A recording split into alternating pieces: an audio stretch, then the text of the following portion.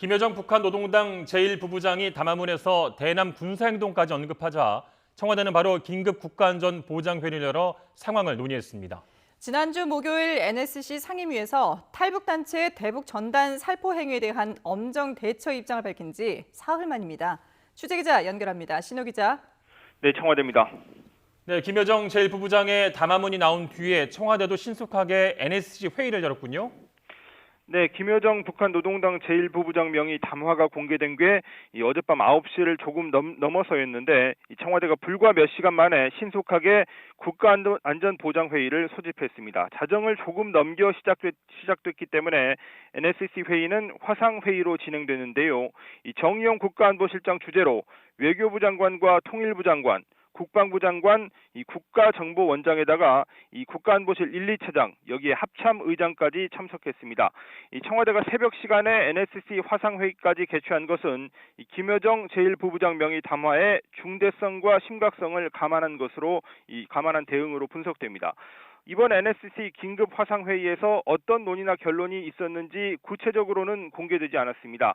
강민석 청와대 대변인은 현재의 한반도 상황을 점검하고 향후 대책에 대해 논의했다고만 밝혔습니다. 네, 현재 한반도 상황을 점검했다라고 하면은 일단 김여정 제1부부장 담화를 포함해서 북한이 대남 비난 수위를 높여가고 있는 점일 텐데요. 대책은 어떤 논의가 이루어졌을까요? 네, 어제 김여정 제1부부장 담화는 지난 4일 담화 이후 9일 만에 다시 나온 겁니다. 탈북단체의 대북 전단 살포와 우리 정부에 대한 강력한 비난을 유지하면서 군사적 대응까지 경고했습니다.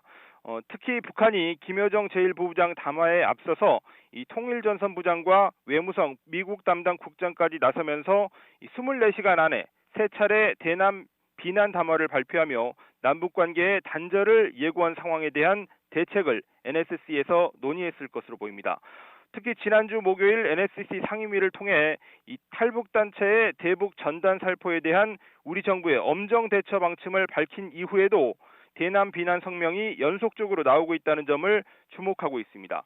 자칫 일체의 군사적 적대 행위를 전면 중지하기로 한 9.19 군사합의를 파기하는 상황에 이르게 될 경우 남북 관계는 회복하기 쉽지 않은 상황에 빠질 수 있다는 인식도 NSC 긴급회의에서 공유했을 것으로 분석됩니다. 친서 교환이나 특사 파견 등이 필요한 국면이라는 얘기도 나오는데 북측이 여기에 응할지도 미지수인 상황입니다. 이에 따라 내일 6.15 남북 공동선언 20주년을 앞두고 문재인 대통령이 내놓을 메시지에 더욱 관심이 모아지고 있습니다.